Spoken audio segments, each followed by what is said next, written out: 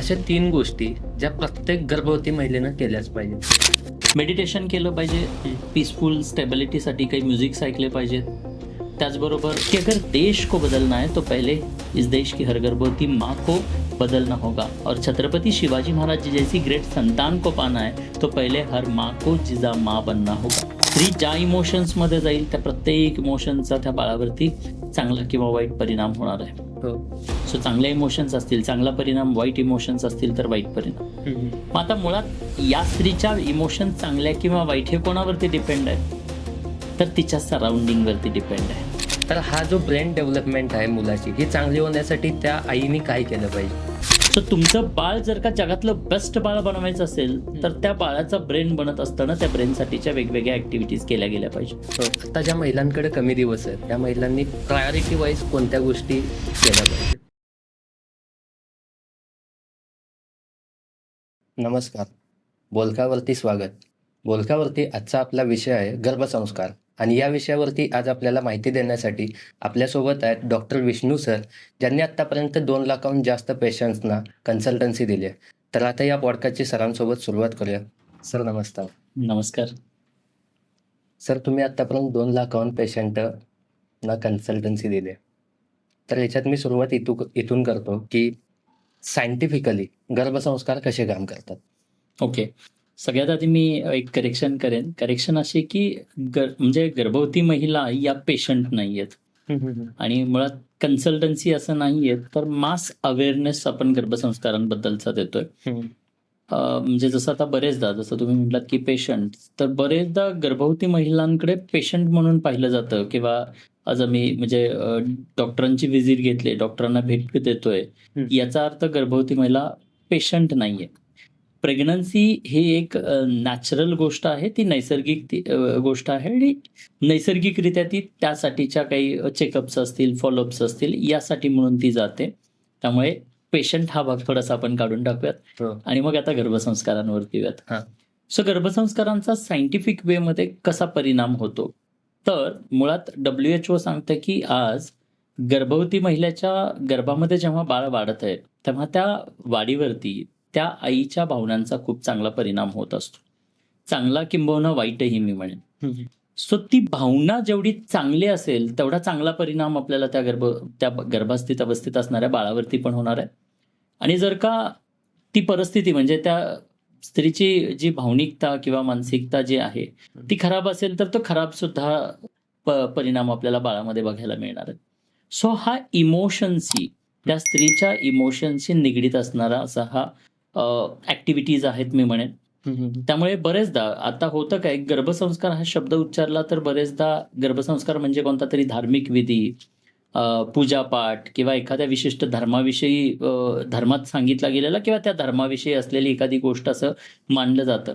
पण मुळात गर्भसंस्कार म्हणजे कोणता धार्मिक विधी नाहीये, तर गर्भसंस्कार हे सायंटिफिक आहेत आणि गर्भसंस्कार हे कोणत्याही जाती धर्मातल्या प्रत्येक गर्भवती स्त्रीने केलेच पाहिजेत. त्याचं कारण असं की जाती धर्मानिहाय कुठेही बाळ बनण्याची प्रोसेस वेगळी नाहीये. म्हणजे मुस्लिम धर्मीय आहे म्हणून बाळ वेगळ्या पद्धतीनं बनतंय, हिंदू आहोत म्हणून बाळ वेगळ्या पद्धतीनं बनतंय किंवा अन्य कुठल्या जाती धर्मात वेगळ्या पद्धतीनं. सो मुळात निसर्गानं बाळ बनण्याच्या प्रोसेसमध्ये कुठेही वेगळेपण केलेलं नाही. त्यामुळे बाळ बनण्याची ही जी काही प्रोसेस आहे 9 महिन्यांमध्ये, ते बनत असताना आईच्या भावनांचा डायरेक्टली त्या बाळावरती परिणाम होत असतो. कारण डायरेक्टली मी का म्हणतोय, कारण जेव्हा गर्भामध्ये ते बाळ आहे तेव्हा ते प्लासेंटाला जोडलं गेलेलं आहे, ती नाळ जोडली गेलेली आहे. आणि जेव्हा नाळ जोडलेलं आहे तेव्हा ते बाळ त्या स्त्रीच्या शरीराचा हिस्सा आहे. ते कोणतं इंडिपेंडंट पर्सनॅलिटी नाहीये, ते कोणतं वेगळं असं व्यक्तिमत्व नाहीये. आणि त्या शरीराचाच ते हिस्सा असल्या कारणानं त्या स्त्रीच्या भावनांचा तिच्या आतमध्ये जे शरीर आहे म्हणजे बाळ आहे त्या बाळावरती परिणाम होताना आपल्याला पाहायला मिळतं.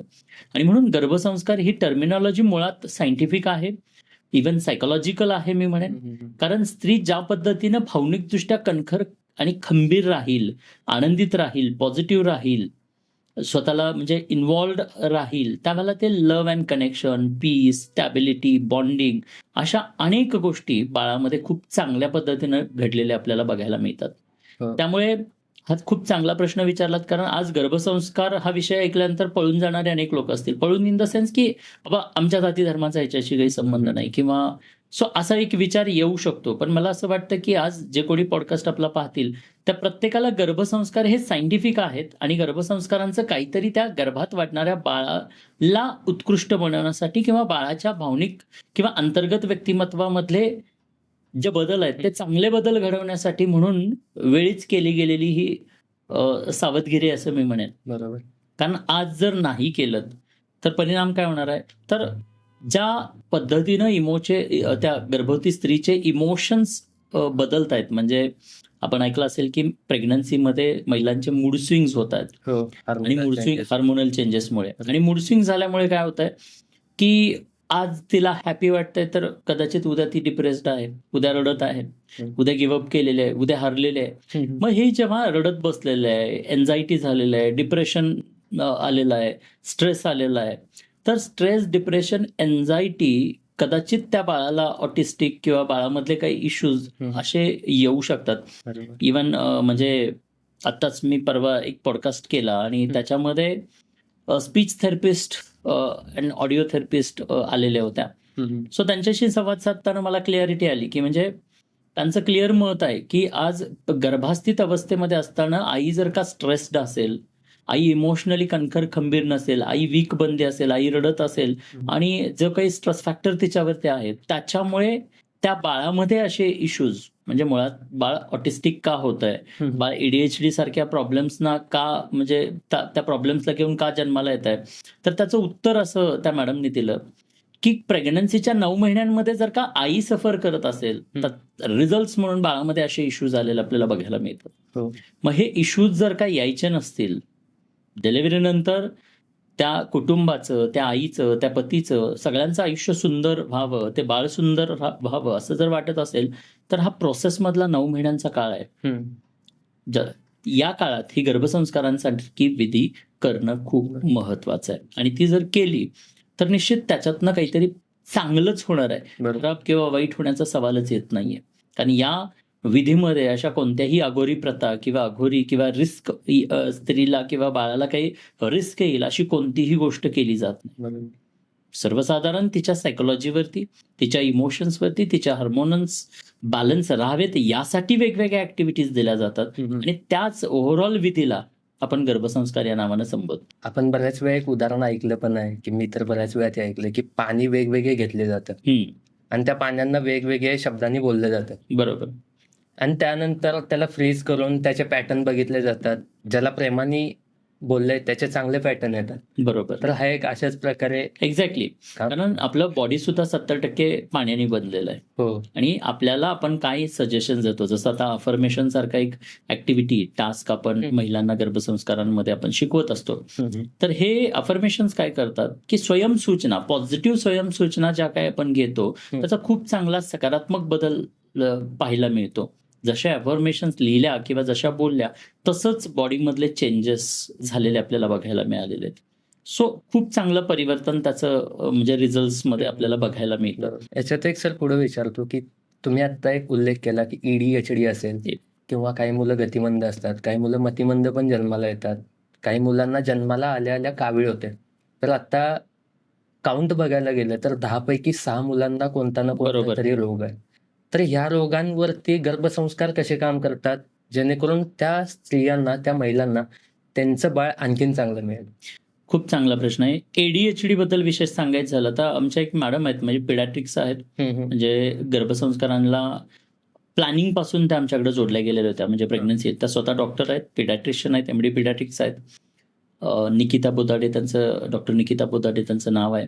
तर प्रेग्नन्सी प्लॅन करत असल्यापासून त्या जोडल्या, त्यांना ट्विन्स कन्सिव्ह झालं, आणि त्या दोन्ही बाळांसाठी त्यांनी हे गर्भसंस्कार 9 महिने कंप्लीट अगदी व्यवस्थितपणे फॉलो केले, आणि फॉलो करून डिलिव्हरी झाली. डिलिव्हरीनंतर 6 महिन्याची बाळ झाली. त्यावेळेला त्यांनी मला पुन्हा शेअर केलं की सर थँक्यू सो मच.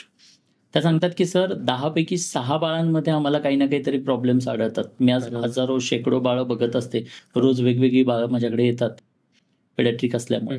आणि एवढ्या बाळांमध्ये हे इश्यूज आहेत. पण गर्भसंस्कार केलेली जी बाळं येतात त्यांच्यामध्ये खरंच खूप फरक जाणवतो. इव्हन मी माझ्या दोन्ही बाळांसाठी गर्भसंस्कार केले आणि त्या दोन्ही बाळांमध्ये एवढे आमूलाग्र असे चेंजेस आहेत. खूप छान बदल बघायला मिळतात आणि याचं 100% श्रेय हे गर्भसंस्कारांना जातं. आता उदाहरण द्यायचं ADHDचंच आपण उदाहरण घेऊया. ADHDचा लॉंग फॉर्म काय की attention deficit hyper active disorder. So आज नवजात बाळांमध्ये ADHDचे प्रॉब्लेम्स बघायला मिळतात आणि मग आईवडील जे कन्सिव्ह केल्यानंतर एक्साइटेड आहेत ते डिलिव्हरी नंतर फ्रस्ट्रेटेड व्हायला लागतात. कारण मग दवाखान्यांच्या फेऱ्या करायला लागतात किंवा हे हायपर ऍक्टिव्ह जी बाळ आहेत ती आईवडिलांना लिटरली सळो की पळो करून सोडतात. आणि मग एक्साइटेड असणारे हेच कपल कुठेतरी फ्रस्ट्रेशन्समध्ये आणि स्ट्रेसमध्ये आलेलं आपल्याला बघायला मिळतं. हे का झालं? कारण प्रेग्नन्सीच्या 9 महिन्यांमध्ये आई जर का पीसफुल आणि स्टेबल नाहीये, ती हायपर ऍक्टिव्ह आहे, तर त्याच क्वालिटीज त्या बाळाकडे ट्रान्सफर होत आहेत आणि बाळ सुद्धा बरेचदा हायपर ऍक्टिव्ह बघायला मिळतं. आता याचं उदाहरण द्यायचं झालं तर हे कसं होतं, तर मुळात ब्रेनच्या फ्रिक्वेन्सीज जेवढ्या लो अवस्थेमध्ये जातील तेवढं पीस आणि स्टॅबिलिटी हाय असलेली आपल्याला बघायला मिळतं. बट ब्रेनच्या फ्रिक्वेन्सीज लो फ्रिक्वेन्सीमध्ये कशा घेऊन जायच्या, लो लेवलला कशा न्यायच्या, तर त्याला एक पर्याय तो म्हणजे मेडिटेशन. तुम्ही एकदा डीप लेवलच्या मेडिटेशनच्या अवस्थेमध्ये जेव्हा असता त्यावेळेला जर का तुमच्या ब्रेनच्या फ्रिक्वेन्सीज मेजर केल्या तर त्या ब्रेनच्या फ्रिक्वेन्सीज तुम्हाला खूप लो म्हणजे अल्फा थीटा या लेवलला बघायला मिळतात.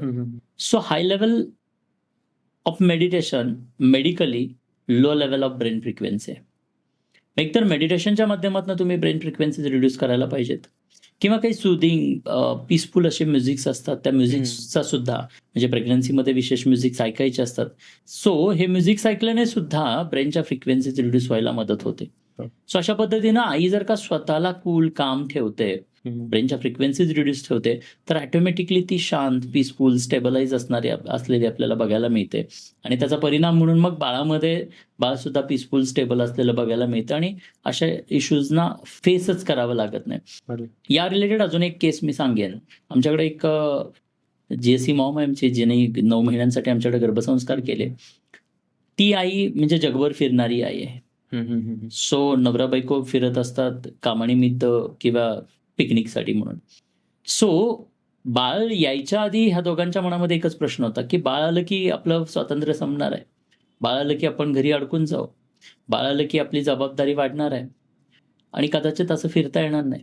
कारण मोस्टली मला वाटतं की अनेक कपल्सना आजकालचे हे वाटतं की बाळ म्हणजे जबाबदारी, बाळ म्हणजे फ्रीडम संपलं, बाळ म्हणजे रिस्ट्रिक्शन्स.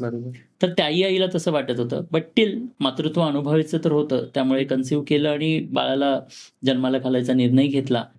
बट त्या 9 महिन्यांमध्ये गर्भसंस्कारांची ही प्रोसेस फॉलो केली, त्याच्यामुळे त्याचं रिझल्ट्समध्ये असं परिवर्तन झालं. ती आई सांगते की सर थँक्यू सो मच, कारण की आमचं 20 महिन्यांचं बाळ आहे, निहिरा नाव आहे त्या मुलीचं. सो 20 महिन्याच्या एजमध्ये ती आई सांगते की आम्ही 45 फ्लाईट, 19 देश आणि 3 कॉन्टिनेंट फिरून आलो आणि आम्हाला कसलाही त्रास नाही. आमचं बाळ एवढं कूल काम सपोर्टिव्ह आहे की आम्ही उलट बाळाला घेऊन आम्ही आमचं मदरहूड पॅरेंटहूड सेलिब्रेट करतोय. सो जी आधी चिंतित असणारी आई आहे ती आज एवढी खुश आहे की thank you so much sir. So हे कशामुळे झाले? 9 महिने तिने जे काही हे परिश्रम घेतले त्याचंच आज तिला ते फळ भेटते की बाळ खूप छान कूल काम आहे. सो डेफिनेटली गर्भसंस्कारांच्या या वेगवेगळ्या ऍक्टिव्हिटीज जे काही गर्भसंस्कारमध्ये आपण प्रोसेसमध्ये करून घेतो तर त्याचा निश्चित खूप चांगला काही परिणाम त्या गर्भात वाढणाऱ्या बाळावरती झालेला आपल्याला डिलिव्हरी नंतर बघायला मिळतो. त्यामुळे ज्या महिला प्रेग्नंट आहेत किंवा प्रेग्नन्सी प्लॅन करत आहेत त्यांनी जरूर गर्भसंस्कारांविषयीचा विचार करायला पाहिजे. आणि याचं कारण असं की पूर्वीच्या काळी 10-12 बालकांना जन्माला घातलं जायचं. आज फक्त 1 किंवा 2च बाळाला जन्माला घालतो. 1 किंवा 2च बाळ जर जन्माला येत असेल तर ते बाळ उत्कृष्टच असावं, बरोबर, असा अट्टास मला वाटतं की आजकालच्या पालकांनी करायला हवा आणि ते उत्कृष्ट बनण्याची एक पॉसिबिलिटी गर्भसंस्कारांच्या माध्यमातून वाढते आणि गर्भसंस्कार करण्यात कोणतंही हार्म नाहीये. ती नॅचरल प्रोसेस आणि मला वाटतं की इथे प्रत्येकानं थोडासा वेळ द्यायला हवा. सर याच्यातच एक विचारतो की आपण म्हटलं की मूल जे जन्माला येतं ते हुशारच यावं, एकदम चांगलं यावं. तर डेटा किंवा माहितीनुसार माझ्या की मुलाचा जो ब्रेन आहे तो आईच्या गर्भात 80% वाढतो, बरोबर.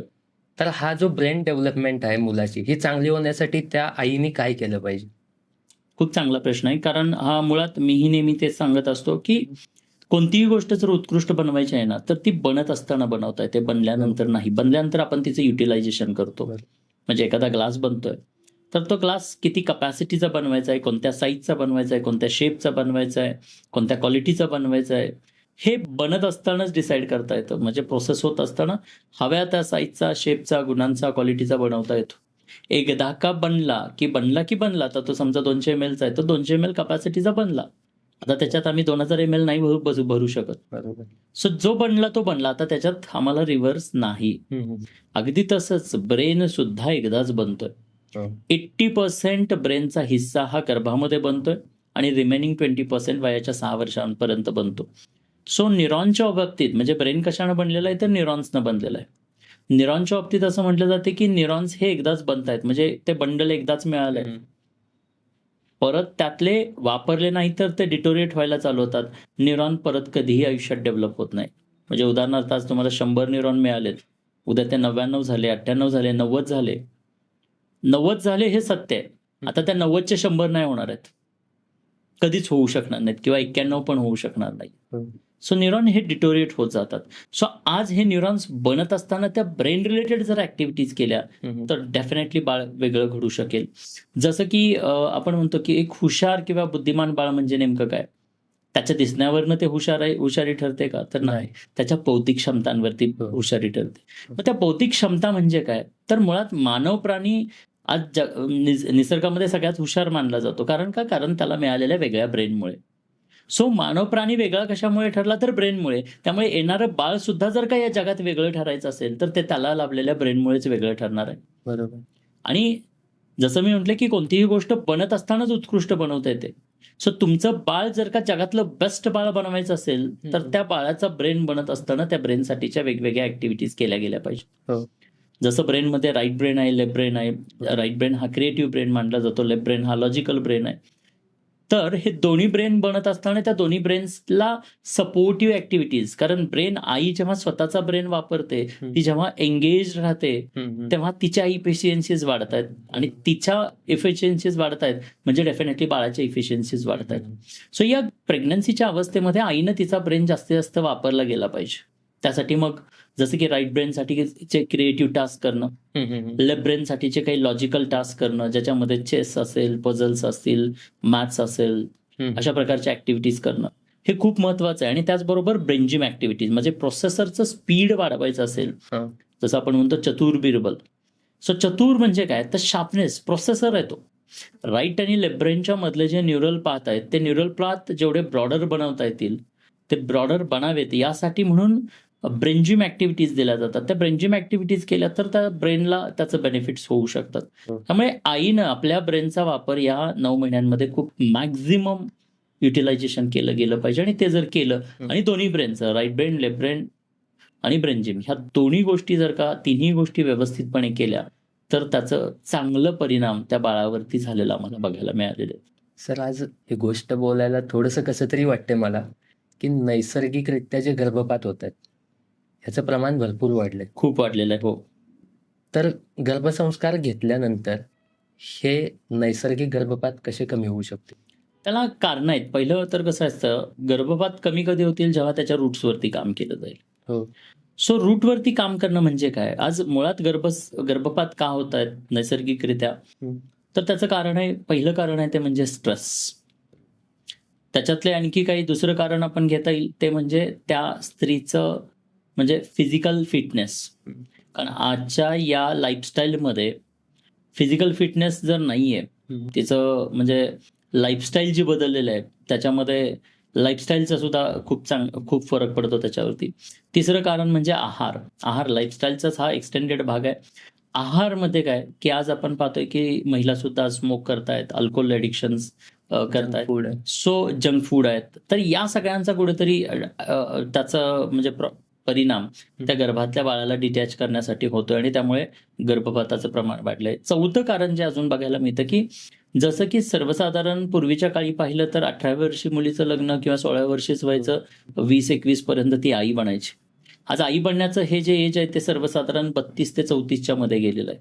सो जी राईट म्हणजे एज फॅक्टर आहे ना, ज्या काही हार्मोन्स असतील किंवा त्या युट्रसला सपोर्टिव्ह पोषक वातावरण देणारं, बाळाला जे काही वातावरण देणारं एन्व्हायरमेंट आहे युट्रस, ते एन्व्हायरमेंट त्या पद्धतीने तसं राहत नाही. जर का म्हणजे लेट जेवढे कराल तेवढे काही हळूहळू ती बॉडी डिटोरेट होत जाणार. सो गर्भधारणेसाठी जे काही अनुकूल परिस्थिती किंवा एज आपण म्हणतो तेही कुठेतरी हल्ली वाढलेलं बघायला मिळतं. सो त्याचाही कुठेतरी त्या ह्याच्यावरती परिणाम होतो. आणि जसं मी म्हटलं की मानसिकता, सो सायकोलॉजिकल, आता सायकोलॉजीचा भाग ह्याच्यामध्ये खूप मोठा आहे. कसा भाग आहे तर माझ्याकडं अशा अनेक केसेस आहेत. आमच्याकडं एक मध्यंतरी एक महिला मला भेटली वॉकिंगला गेल्यानंतर, आणि भेटल्यानंतर त्या खूप एक्सायटेड होत्या. विष्णू सर का म्हणून विचारलं. मी म्हणलं हो. म्हणले की sir I want to share something, मला काहीतरी तुम्हाला सांगायचं आणि रिअली थँक्यू. म्हणलं का? तर त्यांनी सांगितलं की सर माझे 5 वेळेला 5 टाईम मिसकॅरेजेस झालेले आहेत, अबॉर्शन्स झालेले आहेत, आणि त्यानंतर असं वाटत होतं की आता आयुष्यात कधी मी आई होईन का, होऊ शकेन का, बिकॉज कंटिन्युअसली सिरीज ऑफ मिसकॅरेजेस जे काही झाले त्याच्यामुळे मला आई आता परत होता येईल का याची भीती वाटायची. आणि म्हणून आम्ही घाबरत होतो. तुमचं वर्कशॉप अटेंड केलं, आम्हाला पॉझिटिव्हिटी आली. ऑन द स्पॉट आम्ही 9 महिन्यांसाठी प्लॅनिंगपासूनच तुमच्याबरोबर जोडलो गेलो. आम्ही सगळी प्रोसेस तुम्ही सांगितलेली फॉलो केली, आणि त्याचा परिणाम असा झाला की सर आज आम्हाला 6 महिन्याचं बाळ आहे, त्याला घरी ठेवून आम्ही आज वॉकिंगला आलोय दोघं. सो याच्यामध्ये सायकोलॉजीचा भाग काय असतो तर 2 गोष्टी इथे महत्त्वाच्या आहेत. सायकोलॉजीचा भाग म्हणजे काय, याच्या आधी कधीतरी मिसकॅरेजेस झालेला आहे, एकतर स्वतःचा तो अनुभव आहे किंवा कोणाचा तरी मी ऐकलेला आहे, आणि त्यामुळे मनात कुठेतरी ती पॉपअप्स आहेत. मनातनं आतमधून पॉपअप्स म्हणजे कन्सिव्ह झालं की आतमधून वाटायला लागतं की मिसकॅरेज तर होणार नाही ना, प्रॉब्लेम तर होणार नाही ना, आणि हे इटसेल्फ जे होणार नाही ना हा जो काही डाऊट आहे ना त्याच्यामुळेच मिसकॅरेजेस होत आहेत सायकोलॉजिकली. त्यामुळे लिटल वाईज जो काही मनातला आहे तो लिटल वाईज काढून टाकणं, ते मिसकॅरेजचं भय मनातून काढून टाकणं खूप महत्त्वाचं आहे. आणि ते जर आपण काढून टाकलं तरी सुद्धा मिसकॅरेजेसचं प्रमाण कमी होऊ शकतं आणि त्याला खूप चांगले बेनिफिट्स मिळू शकतात. सो ती गोष्ट सुद्धा तेवढीच महत्त्वाची आहे. त्याचबरोबर बीजसंस्कार, जसं की आपल्याला गर्भसंस्कारांच्या आधी पहिले संस्कार येतात ते म्हणजे बीजसंस्कार. संत तुकाराम महाराज जसे म्हणतात की म्हणजे शुद्ध बीजा पोटी फळे रसाळ गोमटी, तसं बीज शुद्ध असणं गरजेचं आहे. पती पत्नी दोघेही हेल्दी असणं गरजेचं आहे कन्सिव्ह करायच्या आधी. त्यामुळे सर्वसाधारण 3 महिने आधी, कन्सिव्ह करायच्या 3 महिने आधी स्वतःला हील करणं, बॉडी डिटॉक्स करणं, हेल्दी राहणं, चांगला आहार घेणं, बॉडीचं संतुलन चांगलं राखणं, आणि मग त्यानंतर जर का कन्सिव्ह केलं तर ते हेल्दी कन्सिव्ह होऊ शकतं. आणि हेल्दी कन्सिव्ह झालं तर मिसअबॉर्शन्स होण्याचे चान्सेस खूप कमी आहेत. सो मिसअबॉर्शन्सला खूप सारे रिझन्स आहेत. इवन अनअवेअरनेस, म्हणजे कन्सिव्ह झालं हे माहीतच नसतं, शिवाय कन्सिव्ह झाल्यानंतर काही गोष्टी अवॉइड करायला पाहिजेत, काय करायला पाहिजे आणि काय नाही करायला पाहिजे याचा अवेअरनेस नसल्यामुळे सुद्धा बरेचदा मिसकॅरेजेस होत आहेत. सो असे वेगवेगळे कारण आहेत. But psychology and stress this is again म्हणजे खूप महत्त्वाचा भाग आहे याच्यामध्ये. आणि त्याच्यावरती जर काम केलं, म्हणजे गर्भसंस्कारांमध्ये मुळात स्ट्रेसवरती काम केलं जातं, या अवेअरनेस प्रोव्हाइड करण्यावरती काम केलं जातं. म्हणजे आज मला हेच सांगायचं आहे, एखादी महिला कन्सिव्ह झाली, ती जेव्हा गायनेकॉलॉजिस्टकडे जाते, तिच्या डॉक्टरांच्याकडे जाते, सो तिच्या डॉक्टरांना तुमची हिस्ट्री जाणून घेऊन तुम्हाला तासभर बसून एखादा विषय सांगणं एवढा वेळ नाहीये, बिकॉज त्यांच्याकडं खूप साऱ्या लोकांना त्यांना सेवा द्यायच्या आहेत. आणि बिकॉज ऑफ दॅट ते आत्ताच्या तुमच्या एक्झिस्टिंग रिपोर्टहून एक्झिस्टिंग कंडिशन्स काय आहेत त्या बेसिसवरती तुम्हाला ते गाईड करणार आहेत, कन्सल्ट करणार आहेत. बट प्रॉब्लेम्स होऊच नाहीत किंवा अवेअरनेस म्हणून एखादा टॉपिक तुम्हाला शिकवणं एवढा वेळ आज त्यांच्याकडे अवेलेबल नाहीये. आणि बिकॉज ऑफ दॅट तो अवेअरनेस नसल्यामुळे काही वेळेला मग असे काहीतरी हादसे होतात, प्रॉब्लेम्स होतात, आणि म्हणून तो अवेअरनेस त्यांना देणं गरजेचं आहे. सो GSC गर्भसंस्कारांमध्ये आम्ही जे काही करतो त्याच्यामध्ये जे डॉक्टर्स आहेत ते त्यांना कंटिन्युअसली अशा वेगवेगळ्या विषयांवरती ट्रायमेस्टर वाईज, जसं की पहिला ट्रायमेस्टर आहे, सेकंड ट्रायमेस्टर आहे, थर्ड ट्रायमेस्टर आहे, तर वेगवेगळे टॉपिक त्यांना समजावून सांगितले जातात. उदाहरणार्थ labour management. So labour third ट्रायमेस्टरमध्ये तुम्हाला लेबर होणार आहेत, तर लेबर कमी व्हावेत किंवा डिलिव्हरी स्मूथ व्हावी यासाठी कोणत्या ॲक्टिव्हिटीज करायला पाहिजे, कोणत्या गोष्टी करायला पाहिजेत याबद्दलचं मार्गदर्शन दिलं जातं. वेगवेगळे टॉपिक्स, मिसकॅरेजेस होऊ नयेत म्हणून तुम्ही काय प्रिकॉशन्स घ्यायला पाहिजेत याविषयीचं मार्गदर्शन असेल. लॅक्टेशन, जसं की प्रायमी मॉम आहे जिला डिलिव्हरी नंतर बाळाला फिडिंगला बरेचसे इश्यूज येतात, हो. तर ते इश्यूज येऊ नयेत म्हणून लॅक्टेशन बद्दलचं ॲडव्हान्स नॉलेज असणं. सो आधी जर तुम्ही नॉलेजेबल असाल तर हादसा होण्याची शक्यता खूप कमी असते. अनावधानानं किंवा माहिती नाहीये म्हणून अनेक सारे हादसे सुद्धा आज होत आहेत. So this is also a reason for miscarriage. आणि मला वाटतं की गर्भसंस्कारांमध्ये ह्या अशा अनेक गोष्टींची केअर घेतली जाते आणि म्हणून जसं गर्भपात होणं या सगळ्या गोष्टी खूप कमी प्रमाणामध्ये किंवा ऑलमोस्ट नेग्लिजिबल आम्हाला जाणवतात. आता एक आपण बोललो सर की अनावधानानं होतं किंवा कधी कधी आयडिया नसते बरोबर. प्रेग्नन्सीची. तर ह्याच्यातच एक मला विचारायचं आहे की अनवॉन्टेड ज्या प्रेग्नन्सी आहेत, ह्या प्रेग्नन्सीमध्ये बऱ्याच वेळा बाळ असलं पाहिजे की नसलं पाहिजे ह्याच्यावरतीच 3-3 महिने जातात. बरोबर. जितकी 50% पॉझिटिव्ह बोललं जातं तितकंच 50% निगेटिव्हही गोष्टी बोलल्या जातात. कुणाला बाळ नको असतं, कुणाला पाहिजे असतं. तर ह्या वेळेत त्या बाळावरती निगेटिव्ह एनर्जी जास्त जातात. निश्चित. तर ह्यावेळी त्या आईची मेंटॅलिटी, त्या आईची मानसिकता कशी असली पाहिजे? मी वरच्यावर सांगतोय की आई ही कणकर आणि खंबीरच असली पाहिजे, कॉन्फिडंटच असली पाहिजे. सो तुम्ही डिसिजन घ्यायला हवाय, म्हणजे तिथे कन्फ्युज्ड राहून चालणार नाहीये. हो. कन्फ्यूज स्टेटमध्ये काहीच अचीव होऊ शकत नाही. त्यामुळे आईनं कन्फर्म असलं पाहिजे, कन्फ्युज्ड नाही, आणि कॉन्फिडंट असलं पाहिजे. त्यामुळे जरी डिसिजन होत नसेल तर मला वाटतं की त्यांनी कम्पेअर करावं की ज्या महिला आहेत, अनेक महिला पाहतो आपण की ज्यांना बाळच नाही आहे. सो त्यांना जाऊन त्याचं दुःख विचारा की बाळ नसल्याचं दुःख काय. आज सर्वांनाच बाळ मिळत नाही आहेत पण तुम्हाला लाभतंय. So this is a good thing की आज तुमच्याकडे बाळ येणार आहे किंवा तुम्ही कन्सिव्ह झालात, तर त्याचा स्वीकार करायला पाहिजे आणि स्वीकार करून पॉझिटिव्हली, जेवढं पॉझिटिव्हली राहता येईल तेवढी पॉझिटिव्हिटी देऊन पुढं कंटिन्यू केलं गेलं पाहिजे. आणि फारच निगेटिव्हिटी असेल तर त्यांनी मी म्हणेन की नकोच आहे तर सेकंड थॉट ठेवूच नका. ते इमिडिएटली मग तुम्ही त्याच्याबद्दलच्या डिसिजन्स घ्या. अदरवाईज करायचंच आहे तर मग ते डोळे झाकून म्हणजे कॉन्फिडंटली पुढे. सो कन्फ्यूज स्टेटमध्ये राहू नका, हा महत्त्वाचा मेसेज मी देईन. बरोबर. आता एक आपण बोललो की कन्फ्यूज स्टेटमध्ये नाही राहिलं पाहिजे, डिसिजन लवकरच तो घेतला पाहिजे. याच्यात फॅमिलीचा पण रोल भरपूर आहे. बरोबर. तर ह्याच गोष्टीमध्ये, गर्भसंस्कारांमध्ये त्या आईने खंबीर राहण्यासाठी फक्त आई सोडताच फॅमिली असतील, फॅमिलीमध्ये सासू असतील, सासरे असतील, तिचा नवरा असेल, बरोबर. यांचा रोल काय आहे? नक्की सगळ्यांचाच रोल आहे. हो. डायरेक्ट रोल हा स्त्रीचा आहे आणि इनडायरेक्ट रोल हा इतरांचा आहे. बरोबर. इनडायरेक्ट रोल आणि डायरेक्ट रोल म्हणजे काय, जसं मी मगाशी पण म्हटलं की बाळ हे स्त्रीच्या प्लॅसेंटाला जोडलेलं आहे, त्यामुळे ते तिच्या शरीराचा हिस्सा आहे. स्त्री ज्या इमोशन्समध्ये जाईल त्या प्रत्येक इमोशनचा त्या बाळावरती चांगला किंवा वाईट परिणाम होणार आहे. हो. सो चांगले इमोशन्स असतील चांगला परिणाम, वाईट इमोशन्स असतील तर वाईट परिणाम. मग आता मुळात या स्त्रीच्या इमोशन्स चांगल्या किंवा वाईट हे कोणावरती डिपेंड आहे, तर तिच्या सराउंडिंगवरती डिपेंड आहे. हो. मग तिचं सराउंडिंग म्हणजे तिचा नवरा असेल, तिच्या सराउंडिंगमध्ये हो. तिचे इनलॉज असतील, तर या सगळ्यांचा त्याच्यामध्ये रोल येतो की त्यांनी जर का तिला एनकरेज करण्याचं काम केलं, तिला पॉझिटिव्हिटी देण्याचं काम केलं, तिला हॅपी ठेवण्याचं काम केलं. म्हणजे मी नेहमी म्हणतो की गर्भसंस्कार म्हणजे काय, तर गर्भसंस्कार म्हणजे त्या गर्भवती महिलेचं 9 महिन्यांसाठी happy, active, creative, energetic, peaceful, stable, positive आणि कन्सिस्टंट असणं. सो घरातल्या प्रत्येक मेंबरनं तिला happy, active, creative, energetic, peaceful, stable आणि पॉझिटिव्ह बनवण्यासाठी, कन्सिस्टंट बनवण्यासाठी मदत केली गेली पाहिजे. कायम तिच्या चेहऱ्यावरती स्माईल असली पाहिजे. ती आनंदित कसं राहील याचा विचार केला गेला पाहिजे आणि तिला सपोर्ट केला गेला पाहिजे या 9 महिन्यांमध्ये. बट असं आपल्याकडे पाहायला मिळत नाही. मोस्टली इनलॉज बरोबरचे भांडणं म्हणजे सासू सुनेची भांडणं जगभरामध्ये प्रचलित आहेत, बरोबर ना.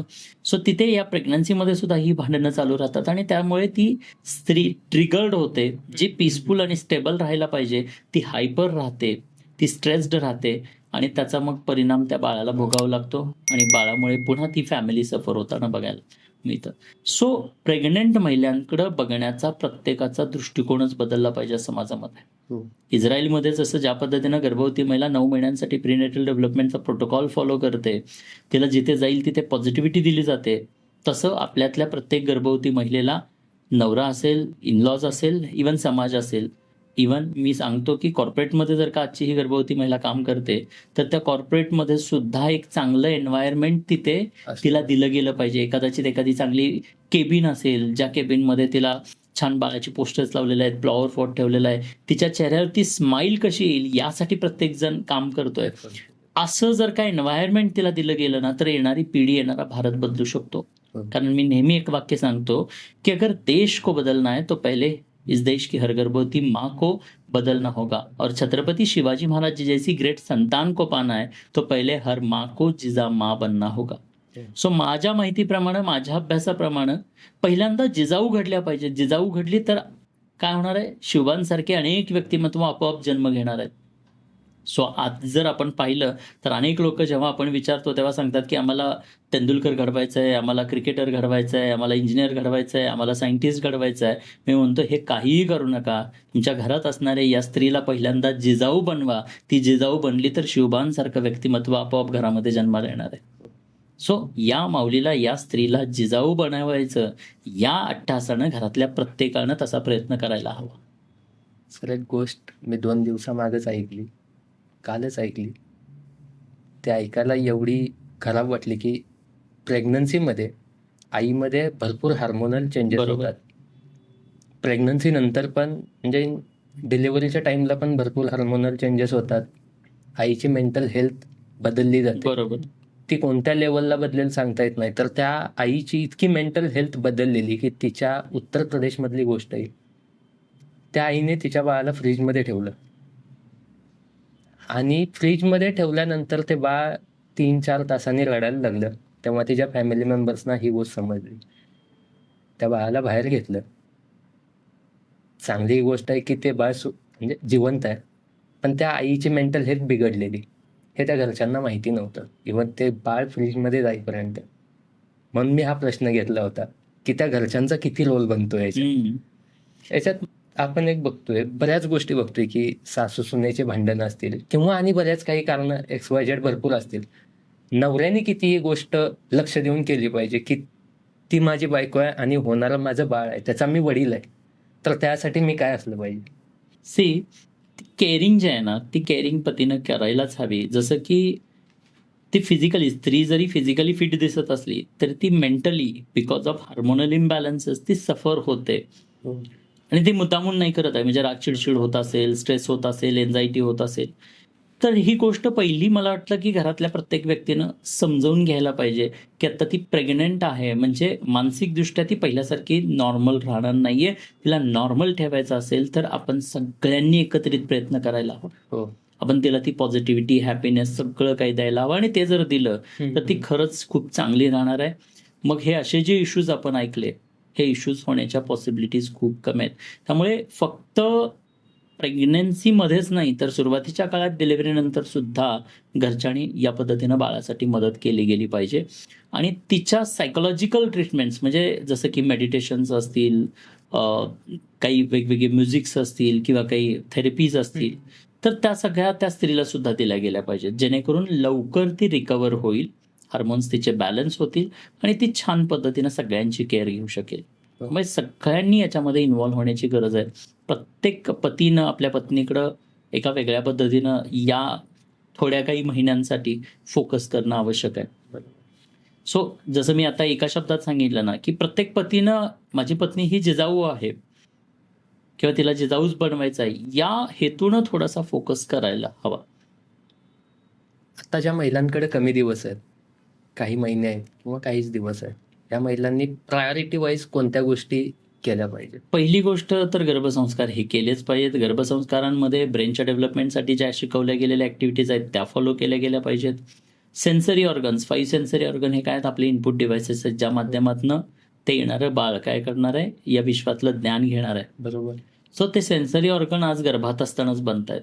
त्यामुळे त्या सेन्सरी ऑर्गनसाठीच्या ज्या काही ॲक्टिव्हिटीज सांगितल्या जातात तर त्या ॲक्टिव्हिटीज सुद्धा इथे केल्या जाणं गरजेचं आहे. त्याचबरोबर आहार असेल, एक्सरसाइज असेल आणि मेनली अवेअरनेस. जसं की आता खूप कमी दिवस राहिलेला आहे, 3rd ट्रायमेस्टर असेल तर मुळात लेबर मॅनेजमेंटबद्दलचं काही मार्गदर्शन घेतलं पाहिजे. इव्हन बेबी हँडलिंगबद्दलचे काही स्किल्स डेव्हलप केले गेले पाहिजेत. बिकॉज जर प्रायमी मॉम असेल आणि आता बाळ होणार आहे तर त्या बाळाला हँडल करण्याच्या संदर्भातली मानसिकता आत्ताच तयार करणं गरजेचं आहे. त्याबद्दलचं अवेअरनेस, त्याबद्दलचं नॉलेज घेणं गरजेचं आहे. आणि म्हणजे मशाज असेल, अजून वेगवेगळ्या गोष्टी असतील, तर या प्रत्येक गोष्टींचं थोडंसं स्किल्स डेव्हलप करणं, त्याच्यातले बारकावे शिकून घेणं, हे कमी दिवस राहिलेले आहेत त्याच्यात ते करणं गरजेचं आहे. आणि ते जर केलं तर पुढे जाऊन बाळ झाल्यानंतर अचानकपणे जे काही अडचणी आणि अडथळे येणार आहेत, त्या अडचणी आणि अडथळे तुम्हाला येणार नाहीत किंवा तुम्हाला ते वाटणार देखील नाहीत. हो. तुम्ही खूप छान पद्धतीनं पुढच्या सगळ्या गोष्टी करू शकाल. सर, तुम्हीच दिलेलं एक मी उदाहरण ऐकलेलं की एका बाळाच्या हृदयात होल होतं, असा काहीतरी तो इश्यू होता आणि बरेच कमी दिवस त्या पॅरेंट्सकडे होते. तर त्याच्यात तुम्ही जे गर्भसंस्कार केले होते त्याच्या रिझल्टवरती डॉक्टर्स पण बरोबर. थोडेसे शॉक होते की हे कसे आले.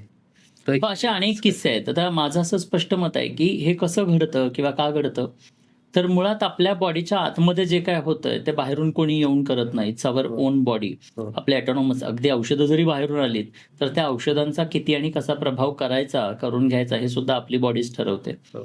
सो अंतर्गत आपलं जे इंटरनल ऑटोनॉमस सिस्टीम आहे, त्याच्या पद्धतीनंच हे सगळं काही निर्माण होत आहे. उदाहरणार्थ गर्भवती स्त्रीच्या युटरसमध्ये जे काही आज बाळ वाढतंय, गर्भामध्ये बाळ वाढतंय, ते बाळ कोणी बाहेरून येऊन वाढवत नाहीये. बरोबर. स्त्रीच्या शरीरामध्ये काही सेल्स तयार होतात दररोज, त्यातल्याच काही सेल्स जाऊन बाळाच्या शरीराला जोडल्या जातात आणि बाळाचं शरीर निर्माण होतंय. हो. सो बाळाचं शरीर बनत असताना जर का त्या प्रोसेसमध्ये असताना त्या पद्धतीचं काही म्हणजे ॲक्टिव्हिटीज केल्या, जसं की आम्ही व्हिज्युअलायझेशन सांगतो, अफर्मेशन सांगतो.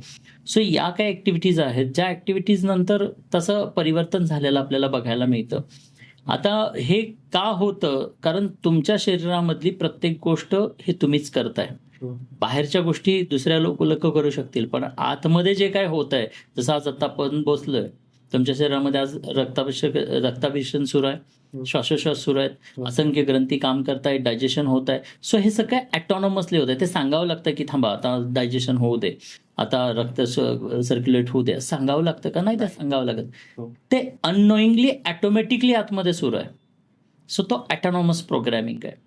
सो तो ऑटोनॉमस प्रोग्रॅमिंग प्रॉपर पद्धतीनं जर बॅलन्स केला गेला, त्याला जर का प्रॉपर सजेशन्स दिल्या गेल्या, व्हिज्युअलायझेशन केलं गेलं, तर त्याचं खूप चांगलं परिणाम मला बघायला मिळालेले आहेत. हृदयाला होल असणाऱ्या आतापर्यंत मला वाटतं की हजारो एक केसेस आल्या. म्हणजे थर्ड ट्रायमेस्टरमधल्या स्कॅनिंगमध्ये बाळाच्या हृदयाला होल मिळालं. त्यानंतर राहिलेला वेळ त्यांनी या व्हिज्युअलायझेशन, अफर्मेशन्स अशा वेगवेगळ्या टेक्निक्स फॉलो केल्या. बिलीव्ह केलं पहिल्यांदा आईनं की ते होतंय, माझ्या बाळाला कसला इश्यू नाहीये. आणि लिटरली तसंच झालं. डिलिव्हरीनंतर पाहिलं तर बाळामध्ये कसलाही इश्यू नाहीये. मी चंदीगडच्या चारू मॅमचं एक नेहमी उदाहरण देत असतो की 5व्या महिन्याच्या अनोमली स्कॅनिंगमध्ये बाळाच्या ब्रेनमध्ये फ्लुइड्स सापडले, काही लिक्विड्स सापडले. रिपोर्ट्स नंतर डॉक्टरांनी सांगितलं की तुम्हाला अबॉर्ट करावं लागेल, पुढे नाही जाता येणार, कारण बाळाच्या ब्रेनलाच इश्यूज आहेत. सो 5व्या महिन्याचं त्या म्हणजे जेव्हा आल्या ॲनोमली स्कॅनिंगच्या जस्ट काही दिवस जॉईन केलेलं होतं त्याने आम्हाला. त्यांना मग या व्हिज्युअलायझेशन, अफर्मेशन्स आणि माझे ट्रान्स अशा ह्या 3 गोष्टी फक्त करायला त्यांना सांगितलं. ह्या 3 गोष्टी रिगरसली त्यांनी शेवटच्या त्या 2-3 महिन्यात 5व्या महिन्यापासून पुढे चालू केल्या. कारण अबॉर्ट करायचं तर काही दिवसांचाच अवधी हातामध्ये होता आणि डिसिजन तर घ्यावी लागणार होती. सो 20 दिवस त्यांनी हे रेग्युलरली सगळं काही फॉलो केलं. 21व्या दिवशी रिटेस्ट केलं गेलं आणि रिटेस्ट नंतर काय आढळलं, तर रिपोर्ट्स ॲब्सोल्युटली नॉर्मल आढळले. प्रेग्नन्सी कंटिन्यू झाली. आज ते बाळ 2.5-3 वर्षांचं बनलेलं आहे. ग्रेट. सो म्हणजे असे अनेक किस्से आहेत. तर याच्यामध्ये काही मी मॅजिक म्हणत नाही. जसं तुम्ही ऐकलं असेल की ज्यावेळेला एखादी गोष्ट, एखादा पेशंट क्रिटिकल होतो, तेव्हा डॉक्टर सुद्धा शेवटी सांगतात की आता आमच्या हातात काही नाहीये, जे काय असेल ते आता जस्ट दुआ करा, परमेश्वराच्या हातात आहे. ही दुआ म्हणजे काय? It's a energy. ती एनर्जी आहे आणि त्या एनर्जीज म्हणजे त्या पॉझिटिव्हिटी, जसं पाण्याचं आपण उदाहरण मगाशी घेतलं की ती पॉझिटिव्हिटी दिली तर त्या पाण्याचे मॉलिक्युल्स चेंज होताना दिसतात. त्याचं स्ट्रक्चर, मॉलिक्युलर स्ट्रक्चर आपल्याला चेंज झालेलं बघायला मिळतं. सिमिलर वे इथे ती पॉझिटिव्हिटी जर का आपण दिली गेली तर असे काही परिवर्तन झालेलं आज मला बघायला मिळालेलं आहे आणि असे हजारो लोकांच्या केस स्टडीज माझ्याकडे आहेत. अगदी चारू मॅमचं मी सांगितलं तर बिफोर आफ्टरचे रिपोर्ट्स आहेत. असे जेवढे काही केसेस आमच्याकडे आल्या वेगवेगळ्या, ज्या अमेझिंग आहेत, कारण विश्वास न ठेवता येण्यासारख्या आहेत, अशा अनेकांचे आम्ही बिफोर आफ्टरचे रिपोर्टसुद्धा प्रिझर्व्ह केलेले आहेत. त्यामुळे माझं असं स्पष्ट मत आहे की आधी प्रत्येक त्या स्त्रीचा स्वतःवरती विश्वास पाहिजे आणि स्वतःवरती ठाम विश्वास ठेवून त्या पद्धतीनं जर त्या गोष्टी करायला सुरुवात केल्या तर मला वाटतं की ती अशा काही इश्यूजना रिव्हर्स करू शकेल किंवा त्याचे काही फायदे तिला होऊ शकतील. आज इतकी टेक्नॉलॉजी वाढली आहे, लोकांची थिंकिंग इतकी चांगली होत चालली आहे, पण या थिंकिंगमध्ये पण काही फॅमिलीजमध्ये ही गोष्ट आहे की मुलगाच पाहिजे, मुलगाच पाहिजे, मुलगाच पाहिजे. आणि माहिती नसतं की ती मुलगी आहे की मुलगा आहे. बरेच जण इलिगली ते चेकही करत असतील. त्या गोष्टीकडे आपल्याला जायचं नाही. आपल्याला ह्या गोष्टीवरती बोलायचं आहे की ज्यांना माहिती नाही आहे, बाळ काय आहे, जेंडर माहिती नाही आहे आणि मुलगाच पाहिजे, मुलगाच पाहिजे ही गोष्ट जी लोकं करत राहतात, तर ह्या बाळावरती त्याचे काय परिणाम होतात? निश्चित काही परिणाम होत असावेत, होत असतीलही. बट जर पाहिलं तर हे क्रोमोझोनल म्हणजे हे आहेत XX आणि XY XY. हे जे काही गुण जुळतात त्यानुसार ते बाळ मुलगा किंवा मुलगी हे डिसाईड होतं.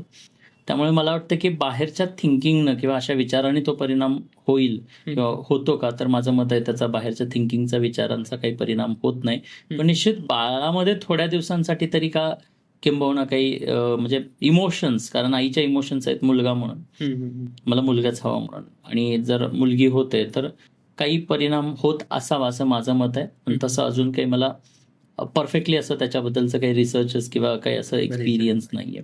बट जर इमोशनचा विचार केला तर इमोशनच्या कनेक्शन्समध्ये निश्चित त्या बाळावरती पण काही परिणाम होत असावा. जे गर्भसंस्कार आहेत, हे गर्भसंस्कार डिलिव्हरी नॉर्मल होण्यासाठी मदत करतात का? आणि करत असतील तर ते कसे करतात? नक्की करतात. कसे करतात तर पहिली गोष्ट म्हणतात ना की मनानं हरलेली माणसं रणात जिंकू शकत नाहीत आणि मनानं जिंकलेली माणसं रणात हरू शकत नाहीत. सो नॉर्मल डिलिव्हरी आणि सी सेक्शनमध्ये सगळ्यात महत्त्वाचा एक भाग आहे तो म्हणजे त्या स्त्रीची सायकोलॉजी, मानसिकता. कारण काही लोकांच्या मनामध्ये तो पेन आधीच आलेला आहे, म्हणजे डिलिव्हरीच्या आधीच तो पेन तिच्या डोक्यात आहे आणि त्या डोक्यातल्या पेनमुळे ती फिजिकल जो पेन होणार आहे त्याला त्या सिच्युएशनला फेसच करायला तयार नाही. म्हणजे असं म्हटलं जातं की the pain in mentality is more than the pain in reality. So रियालिटीमधल्या पेनपेक्षा मेंटॅलिटीमधला पेन ते आधीच एवढा वाढवून ठेवतायत की रियालिटीमध्ये फेस करण्याची ताकदच आता नाहीये, ते रियालिटीपर्यंत पोहोचतच नाहीये, त्याच्या आधीच सी सेक्शन करा म्हणून सांगितलं जातं. सो ही सायकोलॉजी म्हणजे तिनं आधीच गिव्हअप केलेलं आहे. सो जर निसर्ग पाहिला तर निसर्गानं नॉर्मल डिलिव्हरीसाठी जी आवश्यक ती स्ट्रेंथ आहे ती स्ट्रेंथ महिलेला ऑलरेडी दिलेली आहे. पण मानसिकतेमध्ये तिनं तिच्या ते भय टाकल्यामुळे, ती भीती टाकल्यामुळे आज रियालिटीमध्ये कुठेतरी तिला त्रास होतोय. त्यामुळे निश्चित आज जे काही सी सेक्शन्स होत आहेत त्याच्यामध्ये मानसिकतेचा खूप मोठा रोल आहे.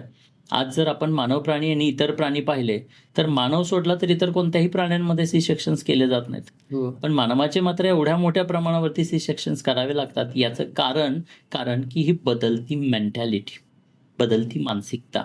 सो गर्भसंस्कारांमध्ये जिथे आम्ही काही ट्रान्स देतोय किंवा अफर्मेशन्स आहेत तर तिथे ती पॉझिटिव्हिटी निर्माण होते आणि त्या पॉझिटिव्हिटीच्या बेसिसवरती मानसिकदृष्ट्या जर का मला नॉर्मल डिलिव्हरीसाठी मी तयार आहे अशी जेव्हा त्या स्त्रीची मानसिकता बनते तेव्हा खरंच नॉर्मल डिलिव्हरीला खूप चांगला सपोर्ट होतो आणि खूप लवकर डिलिव्हरी झालेला मी पाहिलेला आहे. म्हणजे खूप चांगल्या पद्धतीनं आणि खूप विदाऊट मेजर इश्यूज नॉर्मल किंवा नॅचरल डिलिव्हरीज होत आहेत. आज माझ्या कम्युनिटीमध्ये बघितलं तर जवळजवळ 70% डिलिव्हरीज नॉर्मल होत आहेत. त्याचबरोबर अजून एक भाग की पहिल्या प्रेग्नन्सीमध्ये सी सेक्शन होतं, सेकंड प्रेग्नन्सीमध्ये नॉर्मल किंवा नॅचरल डिलिव्हरी झालेलं आहे. हे मी अनेक उदाहरणं पाहिलेले आहेत. सो येस, मानसिकतेवरती इथे जास्त काम करावं लागतं आणि गर्भसंस्कारांमुळे मुळात त्या इमोशन्स आणि मानसिकतेवरतीच काम केलं जातं. सर याच्यात एक विचारायचं आहे की लोकांना हे समजणं जास्त गरजेचं आहे की नॉर्मल डिलिव्हरी होणं का गरजेचं आहे? तर हे का गरजेचे आहे याच्यावरती? कारण काही स्ट्रेंथ निर्माण होत असतात जे नॅचरली बाळ जन्माला येतात. जसं आपण ते फुलपाखराचं उदाहरण पाहिलेलं आहे. फुलपाखरू जेव्हा कोशातनं बाहेर पडतं, काही सायंटिस्टने विचार केला की अरे या फुलपाखराला या कोशातनं बाहेर पडायला खूप त्रास आहे, त्याला खूप त्रास सहन करावा लागतोय. आणि म्हणून काही लोकांनी काय केलं की त्याचे ते कोश कापला, ते कोश कापून फुलपाखराला बाहेर काढलं. सो विदाऊट परिश्रम जेव्हा ते फुलपाखरू त्या कोशातनं बाहेर आलं त्यानंतर काय झालं, ते काही दिवसात मरून गेलं. का तर त्याच्या पंखांमध्ये त्या कोशातनं बाहेर पडत असताना जी फाईट करायला लागायची त्याला, त्याच्यामुळे ती स्ट्रेंथ क्रिएट होत होती आणि ते स्ट्रेंथ क्रिएट झाल्यामुळे ते बाहेर आलं की पंख हलवू शकत होतं आणि त्याला हवं तसं ते मुक्त संचार करू शकत होतं, त्याला हवं असणारं ते खाणं मिळवू शकत होतं. पण इथे जेव्हा तुम्ही तो कोश कापून त्याला बाहेर काढलं, कोकूनमधून बाहेर काढलं, तर त्यावेळेला काय झालं की त्याची स्ट्रेंथ पंखांमध्ये जी स्ट्रेंथ तयार व्हायला पाहिजे ती स्ट्रेंथ तयार होताना दिसत नाहीये आणि ते स्ट्रेंथ न तयार झाल्यामुळे बाळ वीक होतं. येस. सो आणि फक्त एवढाच नाहीये. आता सी सेक्शन आणि नॅचरल डिलिव्हरीमधल्या या बाळांमधला काही स्टडी किंवा कंपॅरिझन बघितलं तर असं लक्षात येतं की वेगवेगळे इश्यूज, वेगवेगळे प्रॉब्लेम्स सी सेक्शन्समधून, कारण सी सेक्शन्सचे काही अजून कॉम्प्लिकेशन्स आहेत, जसं की बाळ म्हणजे नॅचरली जन्माला येतं तर त्याला काही कुठला अडथळा नाही आहे. बट जेव्हा सी सेक्शन करून काढलं जातं त्यावेळेला बरेचदा कुठेतरी ते बाळाला काही डिलिव्हरीसाठी काही चिमटा लावला जातो किंवा काय केलं जातं, तर त्याच्यामुळे काही डॅमेजेस आणि काही प्रॉब्लेम्स झालेले बघायला मिळतात. सो मला वाटतं की natural is safe because he निसर्गानं तयार केलेली, डिझाईन केलेली सिस्टीम आहे आणि ज्या माध्यमातून जे बाळ येईल तर ते निश्चितच स्ट्रेंथ घेऊन येईल. आता IT कल्चर आहे, बऱ्याचशाच वुमन वर्किंग आहेत, घरातल्या गोष्टी आहेत, भरपूर बरोबर. त्यांच्याकडे काम आहेत. ह्या सगळ्या गोष्टींमध्ये त्या स्त्रीने बाळासाठी आपण बऱ्याच गोष्टी डिस्कस केल्या की मेडिटेशन केलं पाहिजे, तिनं मेंटल हेल्थ चांगली ठेवली पाहिजे. यासोबत पूर्वी पण एक गोष्ट बोलली जायची, पूर्वीच्या स्त्रिया अजूनही बोलतात की ती स्त्री जी आहे ती ॲक्टिव्ह असली पाहिजे. तिचा तो ॲक्टिव्हनेस आहे तो नॉर्मल डिलिव्हरीसाठी हो. तिला मदत करेल. तर ह्या कामातून, ह्या सगळ्या गोष्टींमधून त्या स्त्रीनं ह्या सगळ्या गोष्टी कशा मॅनेज केल्या पाहिजेत, त्यांना थोडीशी काय आयडिया द्याल तुम्ही? पहिली गोष्ट अशी आहे की बाळ या विषयाशी तुम्ही जर का कन्व्हिन्स्ड असाल की माझं बाळ येतं आणि त्या बाळासाठी कमिटेड असाल तर वेळ हा आपोआप निघतो. हिरकणी, मी प्रत्येक स्त्रीला सांगतो की तू हिरकणी बन. काही लोक मला विचारतात, सांगतात की मला माझ्या पतीचा सपोर्ट नाहीये, माझ्या इनलॉजचा मला सपोर्ट नाहीये. मी त्यांना सांगतो की आयडली सपोर्ट करायलाच हवा. आपण मगाशी डिस्कस केलं की पतीचा रोल आहे, इनलॉजचा रोल आहे, इव्हन सोसायटीचा सुद्धा रोल आहे गर्भवती महिलेला कणखर आणि खंबीर बनवण्यासाठी. तो सपोर्ट व्हायलाच पाहिजे, ही आयडियल कंडिशन आहे. पण सपोर्ट झाला नाही म्हणून काही गिव्हअप करायचं आहे का? नाही करायचं. जसं हिरकणी बन म्हणून मी का सांगतोय, कारण हिरकणी जेव्हा रायगडाचा कडा स्वतःच्या बाळासाठी अंधाऱ्या रात्रीत उतरली त्यावेळेला तिनं नाही पाहिलं की माझ्या पाठीमागं माझा सासू सासरा आहे का किंवा माझा पती आहे का. तिनं डिसिजन घेतलं. तिला फक्त बाळ दिसत होतं आणि ती बाळासाठी कमिटेड होती आणि बाळासाठी म्हणून ती अंधाऱ्या रात्रीत रायगडाचा कडा उतरू शकली. सो मला वाटतं की अशा परिस्थितीमध्ये असणाऱ्या ह्या स्त्रीनं सुद्धा इथे हिरकणी बनावं, ते डिसिजन घ्यावी. कोणी मदत केली तर ठीक, नाही केली तरी पण ठीक, ती जबाबदारी स्वीकारावी आणि पुढं जावं. या पद्धतीनं जर का मानसिकता ठेवून या पद्धतीनं जर का हा प्रवास सुरू केला तर मला वाटतं की हा प्रवास खूप उत्कृष्ट होऊ शकतो आणि खूप छान त्याचं फळ लाभू शकतं. अशा 3 गोष्टी ज्या प्रत्येक गर्भवती महिलेनं केल्याच पाहिजे. मेडिटेशन केलं पाहिजे, पीसफुल स्टेबिलिटीसाठी काही म्युझिक्स ऐकले पाहिजेत, त्याचबरोबर ब्रेन रिलेटेडचे टास्क, राईट ब्रेन, लेफ्ट ब्रेनचे टास्क केलेच पाहिजेत. त्याही व्यतिरिक्त अजून चौथी गोष्ट सांगेन की सेन्सरी ऑर्गनच्या डेव्हलपमेंटसाठीच्या काही ॲक्टिव्हिटीज, जसं की त्राटकासारखी ॲक्टिव्हिटीज असेल किंवा म्युझिक्स ऐकणं असेल, ह्या काही ॲक्टिव्हिटीज करणं आवश्यक आहेत. म्हणजे किमान या 4 ॲक्टिव्हिटीज तरी करायलाच हव्यात. पहिल्यापासून चला आपण बऱ्याच वेळा बोलत आलो की मेडिटेशन करायला पाहिजे. मेडिटेशन कसं केलं पाहिजे? मेडिटेशनचे वेगवेगळे प्रकार आहेत. आता जेवढे वेगवेगळे गुरु आहेत ते वेगवेगळ्या पद्धतीच्या मेडिटेशनच्या ॲक्टिव्हिटीज शिकवतात. आता कसं कोणाला काय कम्फर्टेबल आहे त्यानुसार डिपेंड आहे. पण मेडिटेशनच्या माध्यमातून साध्य काय करायचं, प्रोसेस मॅटर नाही करत आहे, साध्य मॅटर करतं. सो जी तुम्हाला स्टॅबिलिटी आणि आनंद देईल अशी ती अवस्था तुम्हाला स्वतःला प्राप्त करता आली पाहिजे. मग ती कोणत्याही माध्यमातून तुम्ही करा. त्या अवस्थेपर्यंत तुम्हाला जाण्यासाठी वेगवेगळे जे मेडिटेशनचे टेक्निक्स आहेत, आता आम्ही जे आमच्या कम्युनिटीमध्ये जे शिकवत असतो त्याच्यामध्ये 5 to 1, 10 to 1 नावाचं एक टेक्निक आहे. ज्या टेक्निकच्या माध्यमातून मेडिटेशनच्या डीप लेवलला जाता येतं आणि तिथे गेल्यानंतर मग तुम्ही त्या अवस्थेमध्ये छान डीप लेवलला राहता. सो त्या प्रकारे तुम्हाला मेडिटेशन करता येईल. कोणी श्वासावरती लक्ष केंद्रित करायला सांगतं किंवा कोणी थर्ड आयवरती लक्ष केंद्रित करायला सांगतं. सो खूप साऱ्या प्रोसेसेस आहेत, बट प्रोसेस मॅटर करत नाही आहे, तुमचे रिझल्ट्स मॅटर करतात. तुम्हाला रिझल्ट्स ज्या माध्यमातून मिळत आहेत अशा प्रकारच्या कोणतीही ॲक्टिव्हिटी मेडिटेशनसाठी फॉलो केली गेली पाहिजे. आणि त्याचबरोबर महत्त्वाचं, आमच्याकडं ज्या महिला येतात म्हणजे 9 महिन्यांसाठी जोडल्या जातात, तर त्यांना तिथे आम्ही काही माझे डिझाईन ट्रान्स आहेत, जे डायरेक्टली सबकॉन्शियस लेव्हलला घेऊन जातात. हां. म्हणजे मेडिटेशनच्या त्या डीप अवस्थेमध्ये घेऊन जातात आणि तिथे त्यांना पॉझिटिव्हली प्रोग्राम केलं जातं. असे ते काही ट्रान्स, ॲसोसिएशन ट्रान्स दिलेले आहेत आणि त्याचा खूप चांगला फायदा झालेला आपल्याला बघायला मिळतं. भरपूर गोष्टी सर आपण डिस्कस केल्या. एक शेवटी हा प्रश्न विचारेन मी, की तुम्हाला गर्भसंस्कार करणं, महिलांना त्या गोष्टीचं प्रशिक्षण देणं, ही गोष्ट का करावीशी वाटली? त्याच्यामुळे बरीचशी कारणं आहेत. मी खरं तर मला आवड होती हिप्नॉसिस, सबकॉन्शियस माइंड ट्रेनिंगमधली. सर्वसाधारण आता 27 वर्ष झालं मी या गोष्टी प्रॅक्टिस करतो. माझी ती आवड आहे आणि त्या गोष्टी फॉलो करत असताना लोणावळ्यामध्ये मी स्ट्रेस मॅनेजमेंटचे वर्कशॉप्स वगैरे घ्यायचे मोठ्या लोकांसाठी. त्याचबरोबर टीनेजर डेव्हलपमेंट म्हणजे 13 ते 19 वयोगटातल्या मुलामुलींच्या बिहेवियरल इश्यूज किंवा त्यांच्या बाकीच्या काही प्रॉब्लेमसाठी म्हणून या टीनेजर्सना गाईड करण्याचं काम मी अनेक वर्ष करत आलो, इव्हन आजही करतोय. पण हे काम करत असताना जेव्हा पालकांशी आमचा संवाद व्हायचा, पालक अनेक 1 to 1 मध्ये भेटायला यायचे आणि भेटल्यानंतर बरेचदा म्हणजे ती आई, जेव्हा आईशी आम्ही बोलतोय त्यावेळेला आई बोलायची की प्रेग्नन्सीमध्ये मला हे इश्यूज होते आणि त्याचाच परिणाम म्हणून मला हे असलं बाळ लाभलं.